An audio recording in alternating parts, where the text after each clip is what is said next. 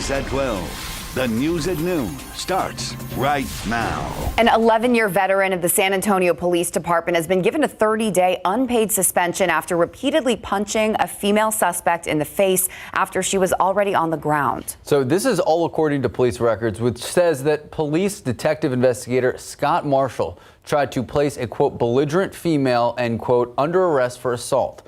This is all in connection to a family disturbance call on the city's west side. The paperwork states that the woman allegedly hit Marshall in the face and that he responded by repeatedly punching the suspect in the face approximately 10 to 11 times with a closed fist while the female suspect was on the floor. The woman was eventually placed in handcuffs and taken to jail. Marshall, according to records, was not charged with the crime. Obviously, everybody following that story extensively on air and online. Also, following the weather, we've been pretty lucky so far through the summer. But Justin, today's the day. Well, I don't know if we're going to hit 100 today. We're going to get close, but we've got days ahead that probably take us into the triple digits. One thing that's really helping us out at the moment is cloud cover. It's starting to go away, but it's been there most of the morning. And that delays the heating process just enough to maybe keep us under that 100-degree mark today. You can see the clouds are starting to melt away here around San Antonio. Still holding on in places like Rock Springs and Kerrville. And when you look at the numbers, you can see the difference that these clouds make. Underneath the clouds, it's 80 in Kerrville, 85 in Hondo. Where the sun is out, it's 91 Cotulla, 89 Gonzales, and already 93 in Victoria. Not only that, it's humid too, so we've got heat indices to worry about. But around Bexar County, mid-80s right now. These numbers will jump up significantly in the coming hours now that these clouds are starting to fade away. 100 is what it feels like right now in Gonzales and Pleasanton. This is your heat index. 97, the current feels like number in New Braunfels, 92 here in town. We're sitting again at 85, and you can see the sun starting to come out at the airport. As you plan out the rest of your afternoon, just know it's going to be hot. 97 at 4 o'clock, 98 5 p.m. That's probably our high temperature. Mostly sunny, and temperatures will dip into the 80s, but it takes until 10 o'clock for that to happen. More heat on the way. In fact, higher numbers. We're going to look at those numbers and talk about some heat advisories, too, coming up here in just a few minutes. Guys. Thank you, Justin. Well, police say they found a woman next to two dead bodies inside a Southside home, and now she's facing charges. 68-year-old Doris Campos is charged with murder for the shooting death of her sister, 64-year-old Patricia Salcedo. 72-year-old Linda Bland was also found dead inside the home. All of this, according to an arrest affidavit. It's not clear how that second woman died. However, police did tell us that so far they haven't seen signs of trauma or foul play. The paperwork says police found out about the situation after one of the victim's daughters went looking for her mother. That's when she made that grisly discovery. She told 911 dispatchers that the bodies appeared to have been there for a couple days. Police say Campos admitted to an EMT on scene that she shot and killed Saucedo. Well, this noon, police still searching for the suspect who they say shot another driver on the west side over the weekend. That 18-year-old victim says he was shot in the hand and in the leg. The victim was just driving his usual route to his job at Amazon yesterday. That's when he says someone driving a sports car started speeding around him, tried to cut him off. When both vehicles got onto Highway 90, the victim says the driver in the sports car pulled out a gun, started shooting at him. He says 7 to 10 bullets went through his car. That's when he was hit in the hand and the leg. I put my hands up and I was like, all right, bro. I said, chill, I'm just trying to get to work. I was screaming, no way, like, no way this is happening. San Antonio police still searching for the driver in the Challenger. For now, the victim tells us he will need surgery on his hand. Well, you may have hit a lot of unexpected traffic this morning. That's because of two car crashes on the north side. But there are some traffic issues that you can avoid. Several road closures are planned for road work. Traffic Authority Stephen Cavazos gives us a look at the areas to watch out for and how to get around them. We're about halfway through the month of June, but we can see a lot more work taking place in and around the Alamo City, so let's go ahead and get you in the know before you go. Let's start here. Barrier work will take place tonight. I-10 in Guadalupe County. This work does begin at 9 in the evening. Should hopefully wrap at 5 tomorrow morning, but we'll see a single westbound main lane closure at Santa Clara Road, so be on the lookout for that as the commute does get moving. As we take a look here at I-10, this time in Kendall County, the road work continues on Tuesday, June 13th, so drivers will wake up to see a single westbound main lane closure closure from State Highway 46 to Scenic Loop Road. And again, that work starts around 9 in the morning, should wrap hopefully at 3 in the afternoon. Have to take one more jump here to US 90 in Medina County. Barrier installation. This work will take place later Tuesday morning around 9 in the morning and end around 3 in the afternoon. This is going to take us all the way to the end of the work week on Friday, June 16th. We'll see a single eastbound main lane closure from FM 471 to Metchler Lane. But there's a lot more road work taking place throughout the month of June, so this is just some of it. Scan this QR code right now. It takes you to our KSAT traffic page. I've updated the list of current closures on our website, so just plan your commute ahead of time. Thank you, Stephen. Well, in case you missed it this weekend, the city runoff election is all wrapped up. City Council looking a little different. New members for District 1 and District 7. District 1 challenger Sue Corr, bested incumbent Mario Bravo. In District 7, 2 newcomers going head-to-head. Marina Alderete-Gavito walking away with a big victory over Dan Rossiter. Now that the election is done, both new councilwomen say the real work is just beginning. There are so many places in District 1 right now where it's a mess, and I've heard that loudly and clearly. So one of my first hires is going to be solely directed just to addressing infrastructure. We're going to be focusing on accountability and transparency. We really want a city government that works for them, for the residents. We want to know the status of projects going on in our community. We want infrastructure updates on our streets and drainage. In regards to District 1, Mario Bravo sent out a statement about Saturday's loss that read in part, quote, "I called Councilwoman-elect Dr. Sue Corr to offer my congratulations and let her know that I stand ready to assist her in this transition," unquote. Well, former President Donald Trump is set to be arraigned in federal court tomorrow. Trump has been indicted on 37 counts, accused of mishandling national defense documents. ABC's Rena Roy reports Trump is expected to arrive in Miami today, where security is on heightened alert. Former President Trump's plane spotted on its way to Miami today, where he'll be arraigned on 37 felony counts in federal court Tuesday. The indictment was made public Friday, and the federal charges against Trump are serious. He's facing potentially decades in prison if convicted. The charges include conspiracy, obstruction of justice, and the willful retention of national defense secrets. Trump, the current GOP presidential frontrunner, remaining defiant on the campaign trail, saying he won't drop out of the race. It's a disgrace what's happening. And you know what? This country's paying a big price. In the indictment, special counsel Jack Smith alleges Trump took dozens of boxes of classified documents, some involving spies, America's nuclear defense and weapons capabilities, and U.S. surveillance programs. The national defense documents were stored at Trump's Mar-a-Lago residence, which was also a club serving thousands of guests. FBI agents discovering some in a ballroom, bathroom, and even spilled over in a storage room. It's a very detailed indictment, and it's very, very damning.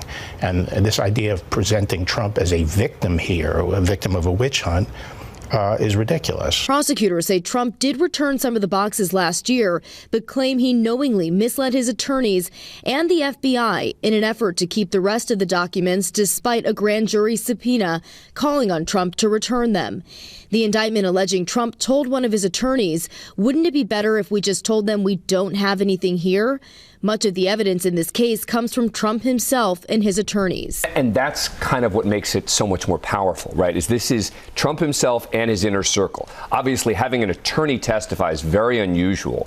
But here, in this case, the judge believed there was enough evidence to show that the attorneys were involved in a potential crime.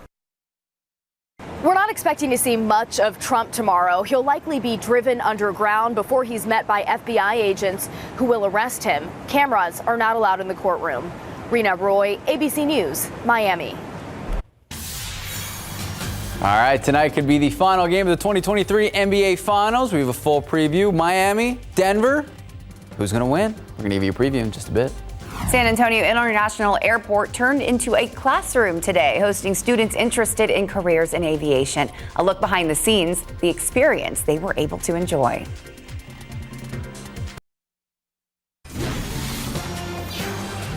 So about 100 students from Texas and Louisiana are learning about careers in aviation directly from professionals in the industry. This is so awesome. Tiffany Huertas gives us an inside look at how an event here in San Antonio is helping students get closer to their dreams. I'm a really interactive person, so I like touching and hands-on things. These students traveled from Louisiana to San Antonio to attend a unique event at the Boeing Center at Techport Monday morning. I just want to learn about stuff that's going on daily. Jaquan Wright is one of the students attending this program called Project Leaders Inspiring Future Talent, where aviation professionals spent time with the students to engage and educate them about different career pathways. I plan on going to the Air Force after high school, so it's going to be a milestone for me to learn about aviation and what goes on in a daily life with aviation. The Airport Minority Advisory Council is hosting its 36th annual conference in San Antonio. And today, the AMAC Foundation put together this special day for students. Students will learn about different careers in the aviation and aerospace industries. In this room, they're going to be learning how to become an aircraft mechanic. It's about bringing kids here and showing them what often happens behind a fence line or behind a security gate. And so it's exposing them into things that are happening in San Antonio, but it's not always easy for kids to see directly. Tiffany Huertas, KSAT12 News.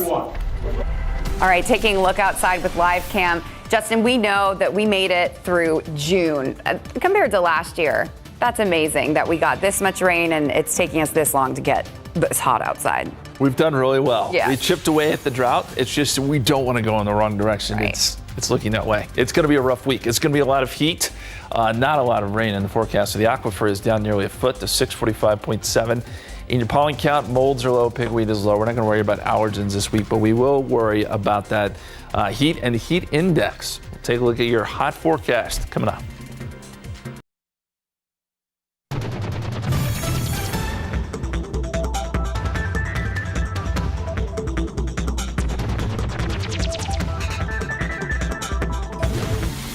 Welcome back. Happy Monday. I'm here trying to normalize being happy on a Monday.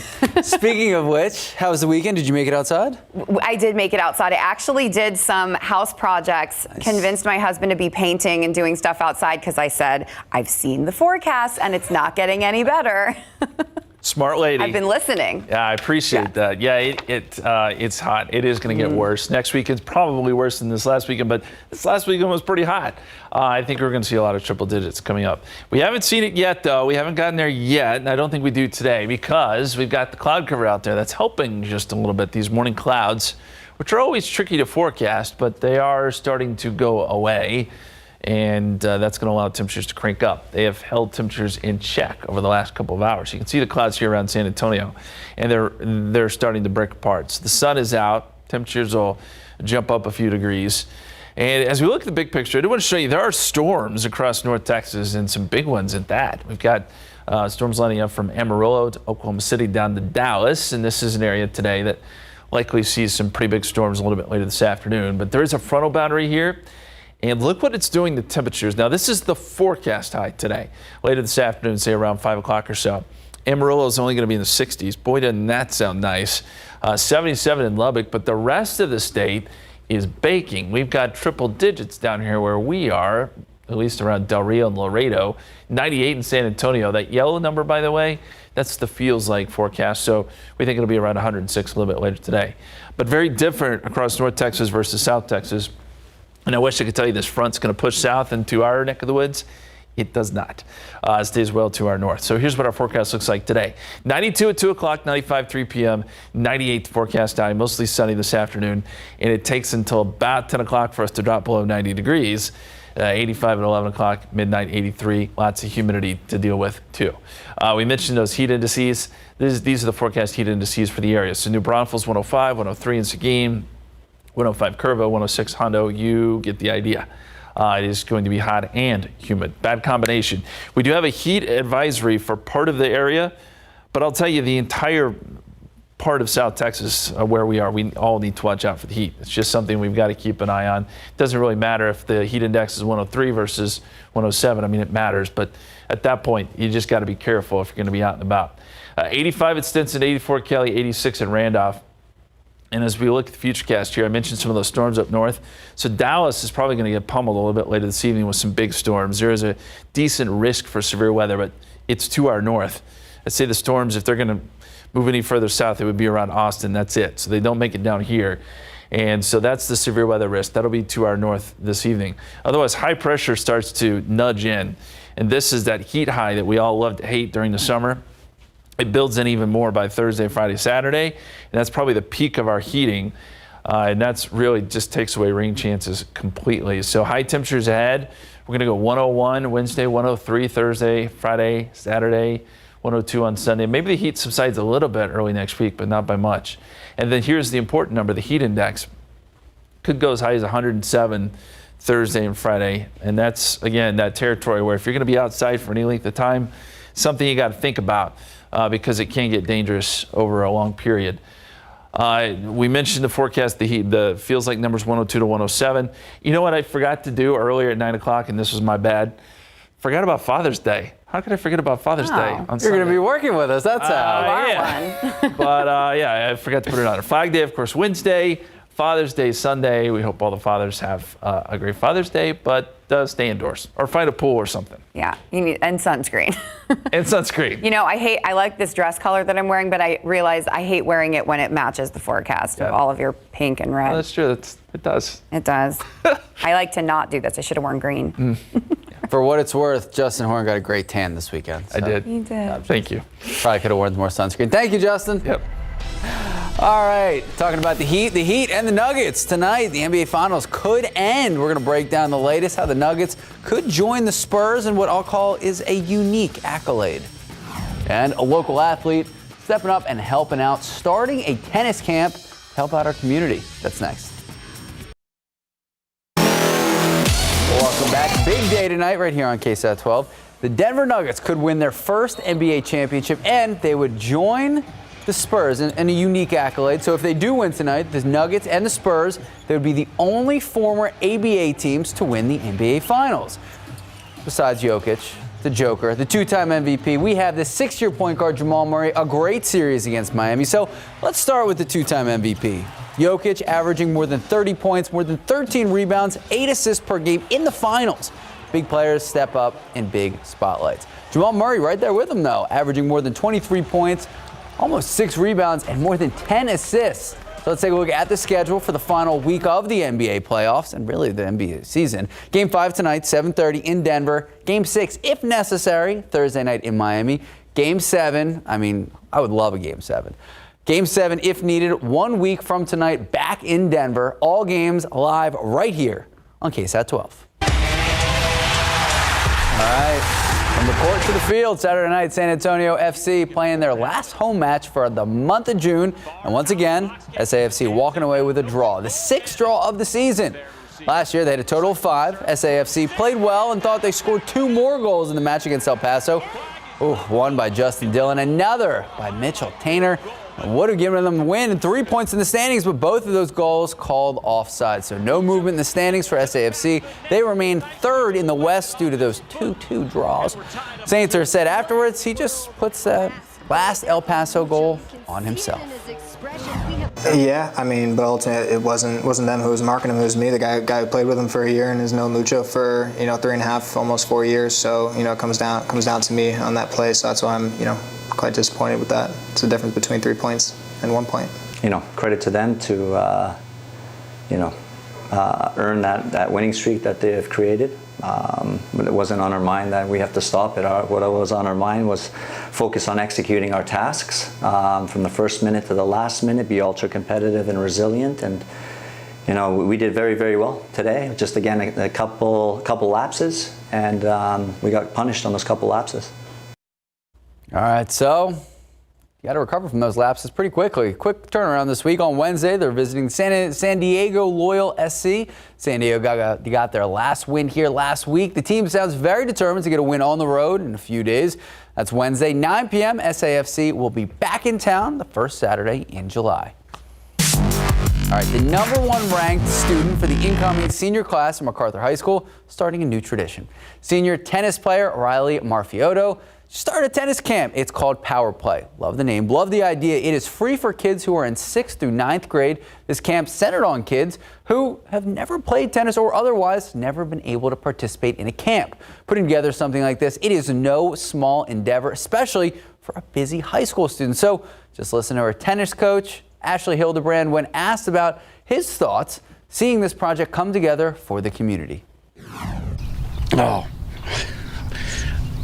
I wasn't surprised, to be honest with you, because I know who she is and what an incredible person she is. She, when she told me she wanted to do this, I was excited because I knew she was giving back to something that I love, she loves, and like I said, I was super proud of her. It makes me so happy to be able to provide these experiences for all these people, to see them happy and enjoying the game that I grew up on, that I have loved so much and have held so close to my heart. Camp is being coached by Riley and her fellow tennis players from around the area. This free camp for kids, it got booked pretty quickly, and get this, Riley has already planned ahead to keep this camp going even after her upcoming graduation next year. Love to see this. I mean, high school kids who step up, and they're right. I mean, it's not an easy time to be a high school kid. No, it's not. And given the opportunities that they got, I love that, especially at such a young age. So good job, Riley. Still coming up on the news at noon, scammers are stealing people's personal information and using it to defraud the government by filing for unemployment benefits. What you can do if you fall victim to these crooks. All right, we're going to peek in at SA Live. We hear they're getting ready for Father's Day all week. Got a ton of great gift ideas, from sweets to an incredible way to capture memories. It's going to be a fun day at Market Square.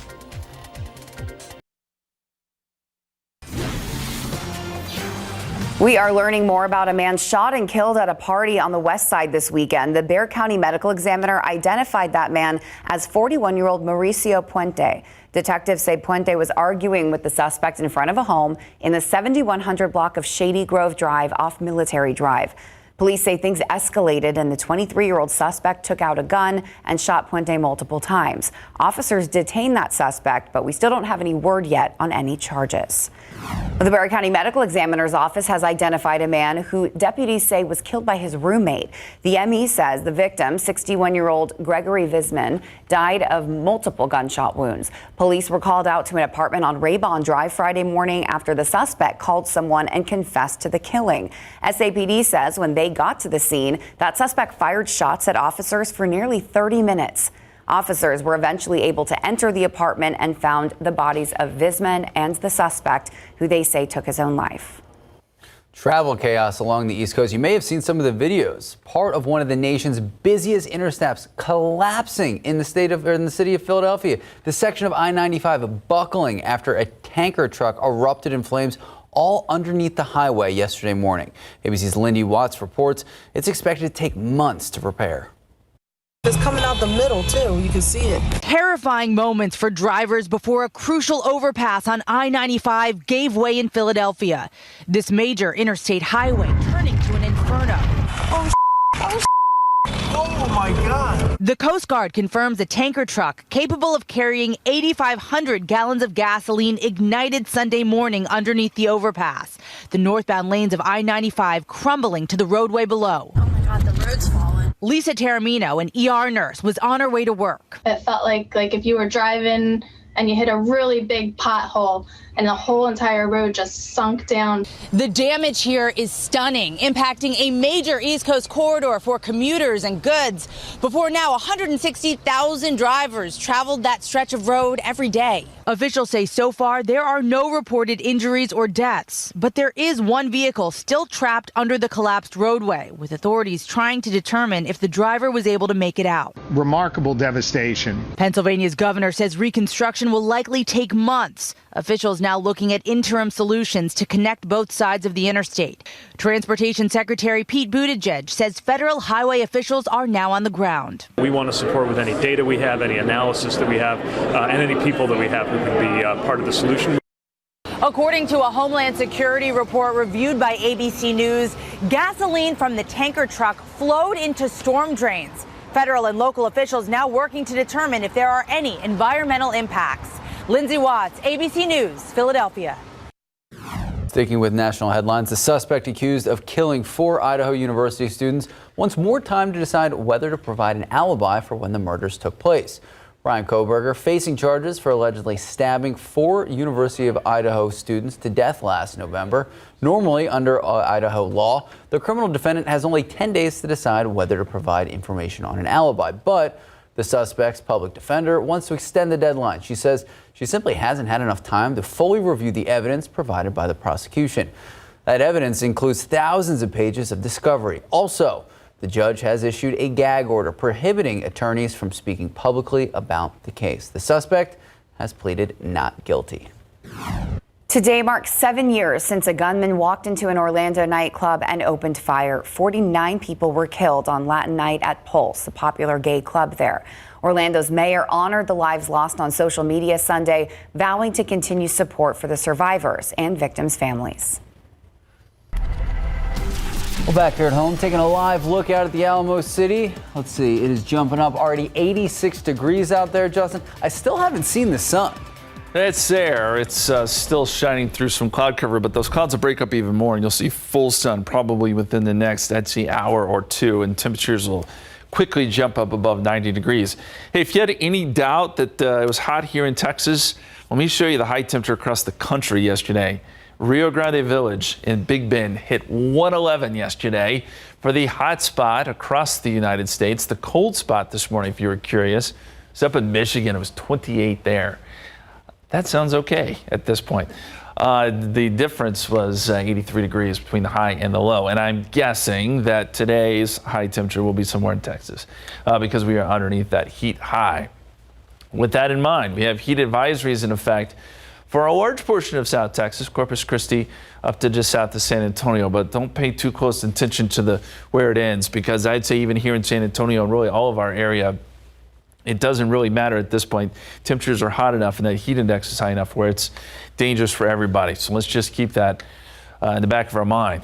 2 p.m., 92 degrees, 97 at 4 o'clock, and 98 at 5 p.m., 95 at 7 p.m., mostly sunny. Again, we lose all these clouds, and it'll be clear tonight before some more morning clouds build in.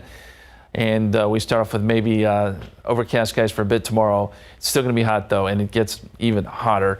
We'll look at the 7-day forecast post. We'll talk about sunset times, how long our days are getting as we get closer to the summer solstice. More on that in just a couple minutes, guys. Thank you, Justin. Well, Pope Francis recovering from abdominal surgery, and good news, he's already up and walking. The 86-year-old pontiff took his first steps yesterday post-surgery. He underwent his 3-hour procedure last Wednesday. His doctor says that he's been progressing positively ever since. Today, they said he was able to eat breakfast, take Holy Communion, and continue with his work. He's expected to stay in the hospital throughout this week, and he is expected to return to the Vatican. Well, he'll continue to rest until at least the end of the month. Now we head to the war in Ukraine, and President Zelensky confirming the long-awaited counteroffensive is now underway with heavy fighting in the southeast. And we're getting stunning new images inside the military's critical attack helicopter unit. ABC's Tom Sufi-Borage reports it is that machinery and training that will play a huge role in Ukraine's plans. A major new Ukrainian counteroffensive officially underway, with fierce fighting along multiple fronts as Ukraine claims its first advance in what's likely to be a long and brutal campaign. Ukraine saying it's recaptured a group of villages in the southeast, with troops raising the Ukrainian flag. Ukraine also claiming it's breaking through the Russian lines around the eastern city of Bakhmut and mounting offensive operations across the strategically important southern front. Russia releasing videos showing explosive attack drones hurtling into Ukrainian tanks and a US-supplied infantry vehicle. Well, these Ukrainian attack helicopters are flying down to the front lines a short distance away to try and attack Russian positions. As the counter-offensive here ramps up. Our cameras capturing how low the helicopters fly to avoid Russian missiles, then releasing their rockets at enemy forces on the ground, followed by flares to foil Russian radar and fly safely away. The pilots themselves could be a target, so their faces are blurred. We saw you flying in. I mean, you're flying incredibly low. How much skill does it take? Maybe 1 meter, maybe a little. You have a meter between you and the trees and other obstacles? Yes. Wow, the margin of error is that small. Well, US weaponry training and intel will play a vital role in Ukraine's counteroffensive, and most analysts believe an even bigger assault by Ukrainian forces is still to come. Tom Sufi-Borage, ABC News, Kyiv, Ukraine. Back in the United States, scammers now finding ways to defraud people and the U.S. government at the same time. How they're filing bogus unemployment claims and they're walking away with the money.